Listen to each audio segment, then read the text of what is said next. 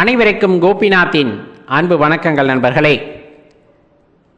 பெண்கள் தங்கள் மாங்கல்ய கயிறை அல்லது மங்கள நாணை எப்பொழுது மாற்றலாம் அப்படிங்கிற அந்த கேள்விக்குள்ளே அதற்கான விடயத்தை ரொம்ப சுருக்கமாக பார்க்குறோம் நண்பர்களே. எப்போ மாற்றலாம் எப்போ மாற்றக்கூடாது அப்படிங்கிறதையும் பார்த்துடலாம். பொதுவாக மாங்கல்ய கயிறை மாற்றுவதற்கு ரொம்ப உகந்தது அப்படின்னு சொன்னோம்னா இந்த மாசி மாதத்தை குறிப்பிட்டு சொல்லுவாங்க. இந்த காலகட்டங்களில் தாலி கயிறு மாற்றும் பொழுது அது ரொம்ப சக்தியானதாக இருக்கும் அப்படின்னு சொல்லுவாங்க. ஏன்னா மாசி கயிறு பாசிப்படியும்னு ஒரு பழமொழியே நம்மளுக்கு உண்டு. இந்த காலகட்டங்களில் மாற்றக்கூடிய கயிறு பாசிப்படியும்னு என்னென்னா அந்தளவுக்கு மாங்கல்ய பலம் இருக்கும் அப்படின்ட்டு சொல்லுவாங்க. ஞாபகம் வச்சுக்கோங்க. அப்போ மற்ற மாதங்கள் நம்ம சொல்லுவோம் இல்லையா, சித்திரை, ஆடி, புரட்டாசி இந்த மாதிரி காலகட்டங்களில் நம்ம கயிறு மாற்றலாமா அப்படின்னா பொதுவாக தவிர்த்துருவாங்க. ஆனால் ஒரு விஷயத்தை தெளிவாக ஞாபகம் வச்சுக்கோங்க. இப்போ உங்கள் அருகாமையில் ஆலயங்கள் இருக்கும். அந்த ஆலயங்களில் திருக்கல்யாணம் அப்படிங்கிறது நடக்கும். அம்பிகைக்கு திருக்கல்யாணம் நடக்கும்.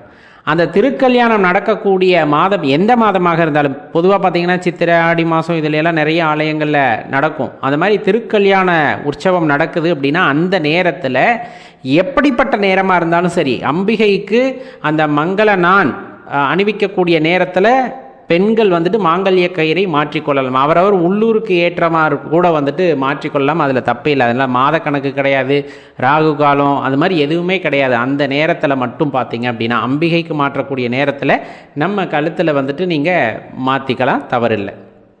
சரி, பொதுவாக இப்போ அந்த மாதிரி இல்லை, வேறு எப்போ எல்லாம் மாற்றலாம்? வரலட்சுமி நோம்பப்போ சில பேர் மாற்றுவாங்க. அதே போல் காரடையான் நோன்பு அப்படின்னு சொல்லிட்டு வரும். பார்த்திங்க அப்படின்னா வர்ற 14ஆம் தேதி அன்னைக்கு வருது, மார்ச் மாதம் 14 இந்த வருடம். அப்போ அந்த நாளில் மாங்கல்ய கயிறை மாற்றிக்கொள்ளலாம். இந்த மாதிரி சிறப்பான நாள்கள் இருக்குது, அப்போ மாற்றிக்கலாம். சரி, இந்த சிறப்பான நாள்களும் இல்லை, நான் இடையில கயிறு பிரிஞ்சிருச்சு, எப்போ மாற்றலாம் அப்படின்னம்னா திங்கக்கிழமை வியாழக்கிழமையை தேர்ந்தெடுத்துங்க. ரொம்ப சிறப்பு அந்த 2 நாளில் மாற்றுறது. அதில் என்ன விஷயமெல்லாம் பார்க்கணும் அப்படின்னு பார்த்தோம்னா, பொதுவாக வளர்ப்பிறை திதியாக இருந்ததுன்னா ரொம்ப சிறப்பு. அதுலேயும் சுப முகூர்த்த தினமாக இருக்குது அப்படிங்கும்போது ரொம்ப அருமையானது. யோகம் பார்க்கணும் அப்படின்னு சொல்லுவாங்க. அப்போ சித்த யோகம் அப்படிங்கிறது நம்ம பார்த்துருப்போம், அமிர்த யோகம் அப்படின்னு பார்த்துருப்போம். அந்த 2 யோகங்களை நம்ம கணக்கில் எடுத்துக்கிறது சிறப்பான விஷயமா இருக்கும். சாதாரண நாளில் இந்த மாதிரி முகூர்த்த நாள் இதிலெல்லாம் நம்ம தேர்ந்தெடுக்கும் போது ராகு காலமாக இருக்கக்கூடாது, அதே போல் யமகண்டமாக இருக்கக்கூடாது, குளிகையாக இல்லாமல் பார்த்துக்கிறது ரொம்ப நல்லது. நல்ல நேரம் பார்த்து அதை பார்த்திக்கணும். அதுலேயும் சூரியன் உச்சி பொழுதுக்கு வருது இல்லையா, அதுக்குள்ளே ஒரு 10-10:30க்குள்ளே நல்ல நேரம் பார்த்து மாற்றிக்கிறது ரொம்ப உத்தமம். 12 மணிக்கு மேலே மாற்றுறதை தவிர்த்துக்கலாம். அதுக்கு அடுத்த நாளே நம்ம மாற்றிக்கிறது சிறப்பானதாக இருக்கும் அப்படிங்கிறத ஞாபகத்தில் வச்சுக்கோங்க. இப்போ முழுவதும் மஞ்சள் கயிறு இருக்குது அப்படிங்கும்போது கண்டிப்பாக நீங்கள் மாற்றுறீங்கன்னா கழுத்தில் ஒரு மஞ்சள் கயிறை போட்டுட்டு அப்புறம்தான் நீங்கள் அந்த மங்கள நாளை பிரித்து உருக்களை எல்லாம் சரியாக கோர்த்து பின்னர் அணிந்து கொள்ளணும் அப்படின்னு சொல்லுவாங்க. அதே போல் தான் நீங்கள் தங்க செயின் போட்டிருக்கீங்க, அதில் கொஞ்சமாக மஞ்சள் கயிறு இருந்தாலும் அதை கழுத்துலேருந்து கலட்டாமல் என்ன பண்ணணும் அப்படின்னா அந்த கயிறை மட்டும் எடுத்து உருக்களை எல்லாம் மாற்றி விட்டு நீங்கள் திருப்பி புது கயிறில் கோர்த்து அதுக்கப்புறம் மாற்றிக்கலாம் அப்படின்னு சொல்லுவாங்க. மாத்திரப்ப தெளிவாக வைத்துக்கொள்ள வேண்டிய விஷயம் என்னென்னா, ஆலயங்கள் அப்படின்னு சொல்லக்கூடிய இடம், அந்த இடத்துல அமர்ந்து மாற்றலாம் அல்லது பூஜை அறையில் அமர்ந்து மாற்றலாம். கூட கண்டிப்பாக உங்களோட மாமியாரோ அம்மாவோ வயதில் முதிர்ந்த சுமங்கலி பெண்கள் அருகாமையில் இருப்பது உத்தமம். அவர்களுடைய ஆசீர்வாதத்துடன் அந்த கயிறை மாற்றிக்கொள்வது சிறப்பான விஷயமாக இருக்கும் அப்படின்ட்டு ஞாபகம் வச்சுக்கோங்க. அப்போ எப்போயெல்லாம் மாற்றக்கூடாது அப்படின்னு பார்த்தோம் அப்படின்னா, பெண்கள் கர்ப்பம் தரித்திருக்கப்ப மாற்றக்கூடாது அப்படின்னு சொல்லுவாங்க. அது மன ரீதியாக சில குழப்பத்தை உண்டாக்கிடும் அப்படிங்கிறதுக்காக. வீட்டில் துர்சம்பவங்கள் ஏதாச்சும் நடந்திருக்கு அப்படின்னா அந்த நேரத்தில் நம்ம மாற்றுவதை தவிர்த்து கொள்ளுதல் நலம் அப்படின்னு சொல்லுவாங்க. வீட்டில் இருக்க ஆண்கள் வெளியூர் போயிருக்காங்க, பயண நிமித்தமாக போயிருக்காங்க அப்படிங்கும்போது அந்த நேரத்தில் மாற்றுவதை தவிர்த்து கொள்ளுதல் அப்படிங்கிறது நலம் அப்படின்னு சொல்லுவாங்க.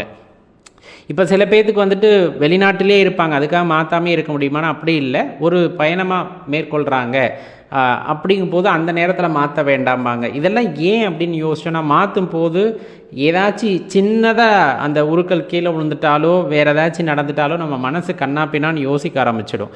அதனால தான் அந்த நேரத்தில் அப்படி மாற்ற வேண்டாம், வீட்டில் ஆண்கள் இருக்கும் போதே நீங்கள் மாற்றிக்கலாம் அப்படின்னு சொல்லக்கூடிய விஷயம். அப்போ இதை மாற்றுறோம் அப்படிங்கும்போது கண்டிப்பாக மாற்றிட்டு தம்பதி சமயதரா கணவனும் மனைவியும் வீட்டில் இருக்க பெரியவர்களிடம் ஆசீர்வாதம் பெற்றுக்கொள்வது ரொம்ப உத்தமமான விஷயம் அப்படிங்கிறத ஞாபகம் வச்சுக்கோங்க. அப்போ இவ்வளோ விஷயங்களும் நாம் பார்க்க வேண்டுமானால் கண்டிப்பாக பார்க்கணும். ஏன் அப்படின்னா அது ரொம்ப மங்களமாக பார்க்கப்படுகின்ற காரணத்தினால் அப்படிங்கிறது.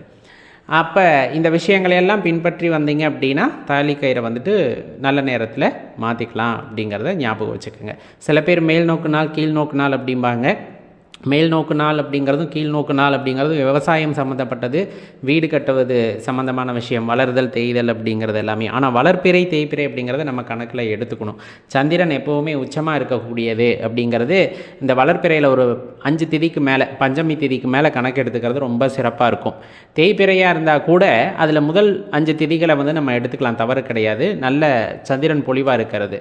அப்போ மற்ற திதிகளை வந்துட்டு தவிர்த்துறது நல்லதானா, முடிஞ்ச அளவுக்கு தவிர்த்துறது நல்லது. வளர்ப்பிறை காலங்கள், அந்த தேய்பிறை காலங்கள்னு சொல்லக்கூடியதில் சந்திரன் நல்ல பிரகாசமாக இருக்கிறப்ப நம்ம தாலி கயிறு மாற்றிக்கிறது ரொம்ப சிறப்பானதாக இருக்கும் அப்படிங்கிறது. வீட்டில் ஆத்ம விளக்கு ஏற்றலாமா, வேறு எங்கெல்லாம் ஏற்றலாம், அதை ஏற்றுவது சரியா அப்படிங்கிற அந்த கேள்வி எல்லாத்துக்குள்ளேயும் இருக்குது இல்லையா? அதற்காக பொதுவான ஒரு பதிவு தான் இது. பொதுவாக இந்த ஆத்ம விளக்கு அப்படிங்கிறது ரொம்ப சிறப்பானது. வீட்டில் பூஜை அறையில் ஏற்றலாம். நம்ம இப்போ பிஸ்னஸ் பண்ணுறோம் அப்படின்னா அங்கே வந்துட்டு விளக்கு ஏற்றி வைப்போம் இல்லையா, அங்கே ஆத்ம விளக்கு ஏற்றி வைக்கலாம். எல்லா இடங்கள்லுமே திருவருளை மனதில் நினைத்து கொண்டு அந்த ஆத்ம விளக்கை ஏற்றுவது ரொம்ப உத்தமமான விஷயம்.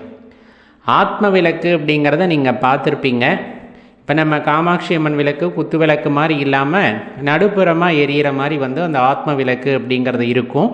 அந்த விளக்கை வாங்கி தான் நம்ம ஏற்றணும். அந்த ஆத்ம விளக்கு வாங்கி ஏற்றும் போது எந்த விதமான எண்ணெய் ஊற்ற வேண்டும் அப்படிங்கிற சந்தேகம் வருது அப்படின்னா பொதுவாகவே நல்லெண்ணெய் ஊற்றி ஏற்றலாம். அப்படி இல்லை அப்படின்னா விளக்கெண்ணெய் ஊற்றி ஏற்றலாம். வசதி வாய்ப்பு இருக்குது அப்படின்னா நெய்யில் கூட ஏற்றலாம், தவறில்லை. இந்த ஆத்ம விளக்கு அப்படிங்கிறது தொடர்ந்து எரிந்து கொண்டு இருக்க வேண்டுமா அப்படின்னா கண்டிப்பாக அது தொடர்ந்து எரிந்து கொண்டிருப்பது ரொம்ப சிறப்பான விஷயம் அப்படிங்கிறதையும் தெரிஞ்சுக்குங்க. இல்லைங்க அந்தளவுக்குலாம் எங்களுக்கு முடியாது அப்படின்னா நீங்கள் எப்பையெல்லாம் சாமி கும்பிடணும்னு நினைக்கிறீங்களோ அதுக்கு முன்னாடியே ஏற்றி வச்சுருங்க, போதுமானது. முடிஞ்ச அளவுக்கு அது தொடர்ந்து எரிஞ்சு கொண்டு இருக்குது அப்படிங்கும்போது அது ரொம்ப சிறப்பான பலன்களை உண்டு செய்யும்.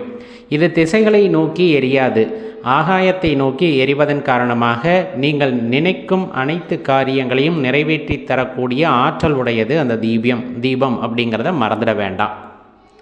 பொதுவாகவே பலன்களை எதிர்பார்த்து செய்வதனால் இந்த திசைக்கு இந்த பலன் அப்படிங்கிற மாதிரி மனது வந்து ஏற்றுக்கொள்ளும்.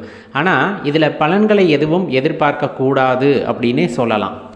அப்போ பணம், பொருள், புகழ் இதெல்லாம் வேண்டி ஆத்ம தீபம் ஏற்றக்கூடாதானா ஞானத்தை வேண்டி ஏற்றுபவர்கள் இந்த ஆத்ம தீபத்தை ஏற்றலாம். இந்த ஞானம் அப்படிங்கிறது தன்னை அறிந்தவர்களுக்கு கிடைக்கக்கூடியது. இந்த விளக்கை ஏற்றிவிட்டு அதனை உற்று நோக்கும் பொழுது நம் உடல் தாற்பயமும் நமக்கு தெரியக்கூடும். அந்த உடல் தாற்பயம் தெரிகிறது அப்படிங்கும் போது உள்ளிருக்கின்ற ஒளியை உணரக்கூடிய ஆற்றலும் நமக்கு கிடைக்கும். அவ்வாறு கிடைக்கிறது அப்படிங்கும் போது அது இறைவன் திருப்பாதத்தை அடையக்கூடிய வகையிலே அந்த உணர்வானது இருக்கும். அது உண்மையிலே நிகழவும் கூடும். அதனால தான் அந்த ஆத்ம விளக்கை வீட்டில் திருவருளை எண்ணி ஏற்றுங்கள் அப்படின்னு சொல்கிறது அவ்வளவு சிறப்பான பலன்களை கொடுக்கக்கூடியது. ஏன், தான் என்ற கர்வத்தை போக்கிவிடும். நான் அப்படிங்கிறது ஒன்று யார் அப்படிங்கிறத தேடி தேடி அலையிறோம் இல்லையா, அதனுடைய உண்மை பொருளை விளக்க வல்லது அப்படின்னா இந்த ஆத்ம விளக்கு அப்படின்னு சொல்லக்கூடியது. ஒவ்வொரு வீட்டிலும் ஏற்ற வேண்டிய விளக்கு ஏற்றும் போது சுத்தியும் பூக்களால் அலங்காரம் செய்து நீங்கள் ஏற்றலாம். பூஜை அறையில் இந்த ஆத்ம விளக்கை மட்டும் ஏற்றலாமா அப்படின்னா துணை விளக்கு அப்படின்னு சொல்லக்கூடியதை ஏற்றலாம். ஒன்று காமாட்சி விளக்கு, குத்து விளக்கு, அகல் விளக்கு எது வேணாலும் ஏற்றுங்க. இந்த ஆத்ம விளக்கும் பூஜை அறையில் இருத்தல் நல்லது. இப்போ நம்ம வியாபாரம் செய்கிறோம், அந்த இடத்துல இதை ஏற்றி வைக்கலாமான்னா வியாபார இடத்துல நம்ம கண்டிப்பாக வந்து நம்ம சாமி படங்களை வச்சுருப்போம் இல்லையா, அதுக்கு அருகாமையில் இந்த ஆத்ம விளக்கை ஏற்றுவது ரொம்ப சிறப்பு. ஏன்னா எல்லாருமே பார்ப்பாங்க. தனக்குள் இருக்கக்கூடிய இறை அருளை உணர்ந்து கொள்வதற்கு எல்லாத்திற்குமே ஒரு வாய்ப்பாக அது இருக்கும். அப்படின்னாலும் அது மாற்று கருத்தே இல்லை நண்பர்களே. கண்டிப்பாக இது பயனுள்ளதாக இருக்கும். வீட்டில் ஆத்ம விளக்கை தொடர்ந்து ஏற்றுங்கள். உங்களுக்குள் இருக்கின்ற இறைவனை உணருங்கள். அனைவரும் நலமும் பெற்று நல்வாழ்வு வாழ எல்லாம் அல்ல அந்த ஈசனை வேண்டிக் கொள்ளலாம். மறக்காமல் இந்த பதிவை உங்கள் நண்பர்களோடையும் பகிர்ந்துக்குங்க. நன்றி, வணக்கம்.